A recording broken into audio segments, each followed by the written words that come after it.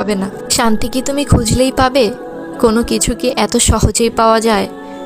যে তোমাকে সৃষ্টি করেছে, সৃষ্টি সেরা জীব হিসেবে সম্মান প্রদান করেছেন, যে তোমাকে এতটা ভালোবাসেন, তার জন্য কি করলে? তাকে তো তুমি খুঁজলেও না। দুনিয়ার যে কোনো প্রান্তে যদি তুমি শান্তি খুঁজো, তারপরেও তুমি শান্তি পাবে না। কারণ কি জানো? তোমার রব যদি তোমাকে শান্তি না দেন, তাহলে তুমি শান্তি কোথায় থেকে খুঁজে পাবে? শান্তি তো তোমার রবের কাছে তোমার চাইতে হবে, আর তার জন্য তোমার রবের কাছে তোমাকে ফিরতে হবে।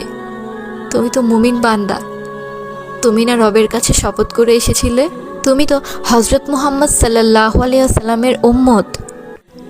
আমাদের নবী কতটাই না কষ্ট করেছিল আমাদের জন্য, আর আমরা সেই নবীর জন্য এতটুকু করতে পারবো না?